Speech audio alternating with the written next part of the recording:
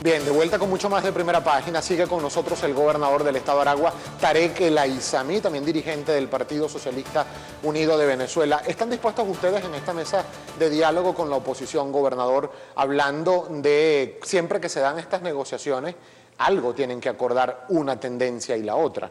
¿Discutirían ustedes o verían favorablemente buscar una salida electoral a la situación política en Venezuela, convocando, por ejemplo, a unas elecciones generales o permitiendo la reactivación del referéndum revocatorio?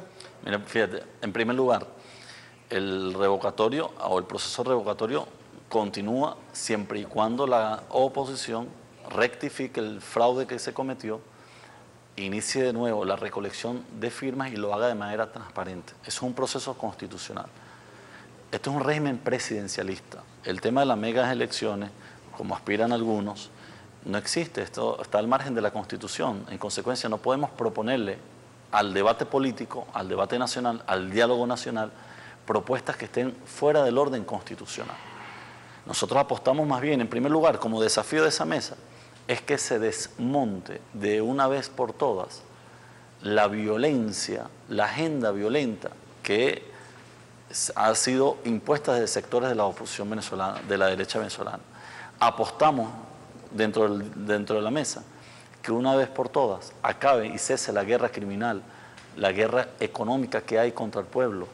Hay grandes temas, creo, que ameritan la atención de todos los sectores políticos del país. La agenda económica, por ejemplo, debe ser prioridad para todos los sectores. Y el presidente Nicolás ha dicho, vamos a construir entre todos una agenda común para enfrentar la crisis económica. Claro, pero eso requiere, gobernador, el concurso de los poderes, por ejemplo. El Poder Ejecutivo decidió no enviar al Parlamento Nacional el proyecto de ley de presupuesto para el año 2017, como corresponde. Correcto. Según el texto constitucional. Que hay que comenzar, la Asamblea debe comenzar a desincorporar a los diputados de Amazonas y acatar la sentencia y reconocer el otro poder. Es una asamblea que todavía está en desacato, es una de las preguntas que quedó al aire. Nosotros no consideramos un gesto, ellos tienen que acatar que una sentencia, les guste o no les guste, tienen que acatarla, cumplirla y volver a encarrilarse dentro de la Constitución. Pero desde el Parlamento se dice que es el TCJ el que ha obstaculizado a través de sentencias constantes el trabajo parlamentario, contradiciendo lo que dice la propia Constitución Nacional, gobernador. No es así, no es así. Es un poder en conflicto con los demás poderes. La Asamblea ha dictado, fíjate tú, Gabriel, vamos a lo concreto, para que el país sepa. Tú, como periodista, debes haber conocido y leído la propuesta que ellos hicieron de amnistía. ¿Tuviste la oportunidad de leerla? Claro. Te lo pregunto al aire. Sí, claro, la leí, la analicé, la estudié. Ahora, tú como venezolano, al margen de tu posición, ¿qué opinas de eso? ¿Tú crees que una asamblea haya tenido,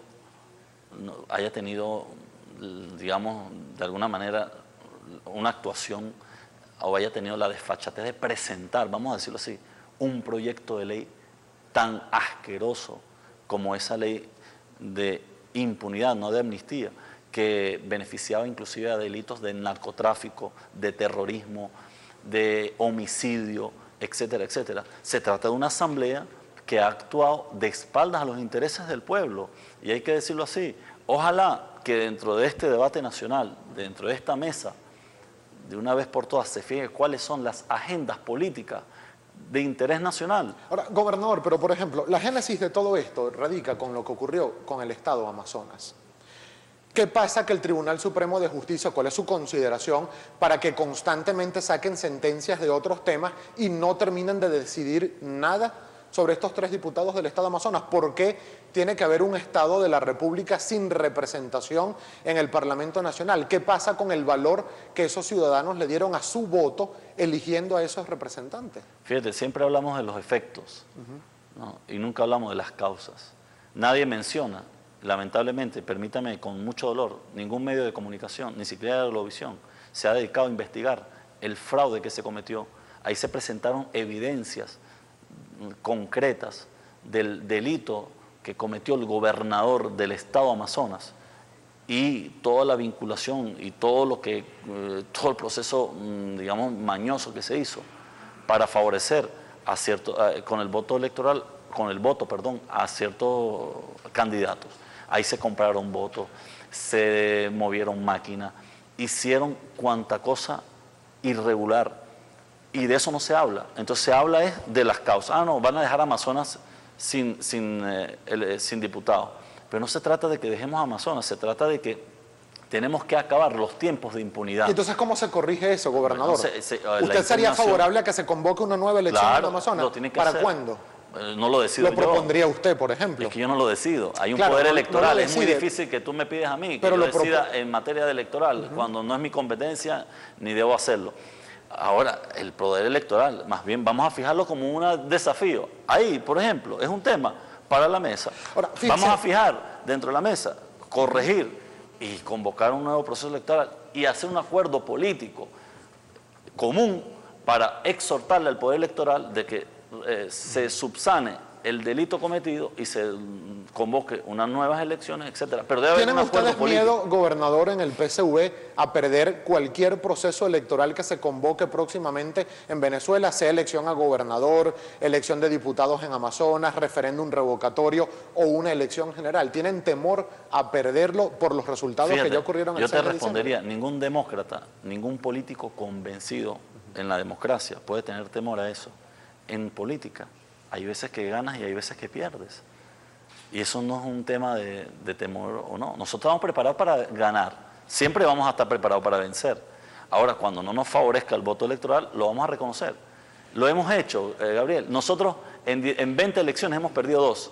Y las 2 veces que hemos perdido, el comandante Chávez en su momento, cuando el referéndum, y el presidente Nicolás, al minuto de haberse pronunciado el CNE, salimos y reconocimos los resultados.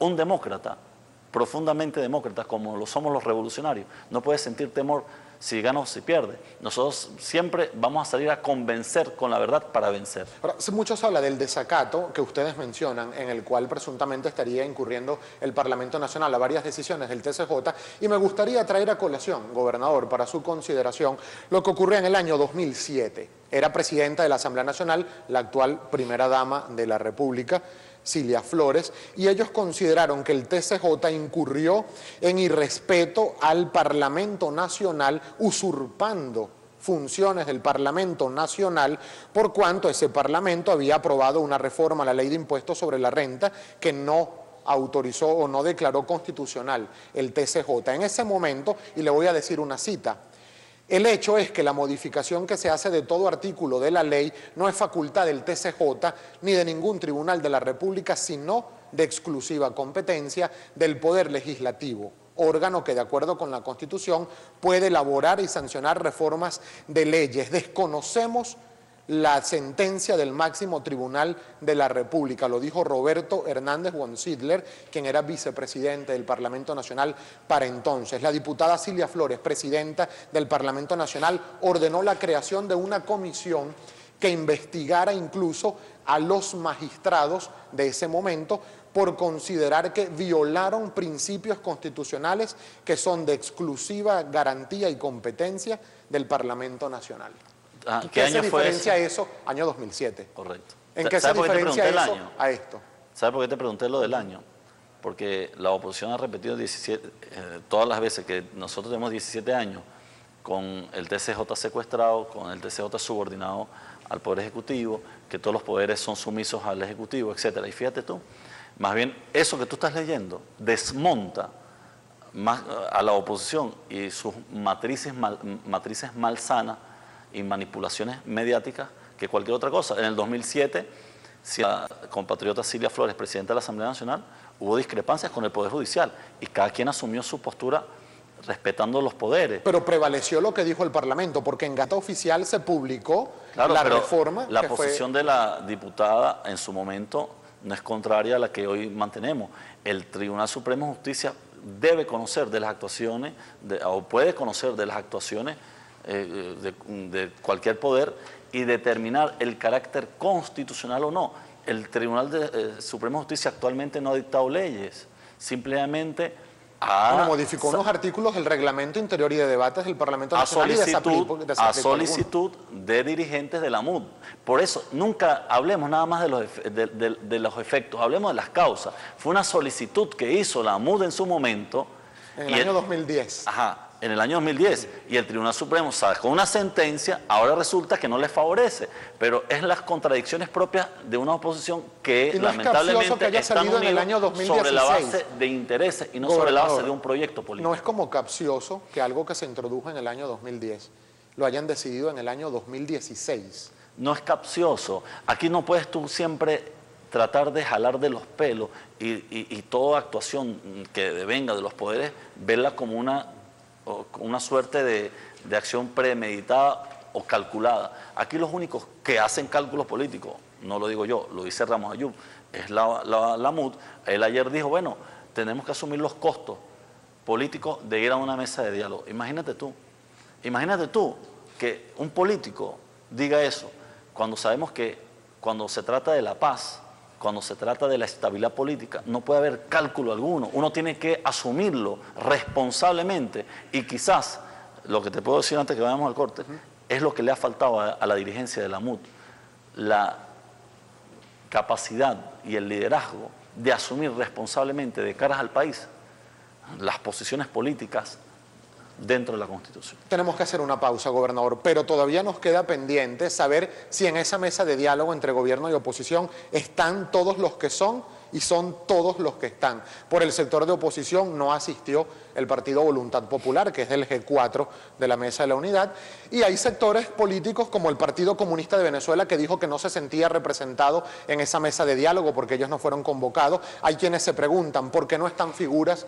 como Diosdado Cabello y Tarek El Aizami en esa mesa de diálogo. Me lo responde, por favor, al regreso de la pausa. También vamos a revisar la participación de la audiencia a través de nuestra etiqueta numeral Primera Página en Twitter. Recuerden el punto de contacto, @Globovisión, @Primera Página, la cuenta del gobernador Tarek PSUV. Ya venimos.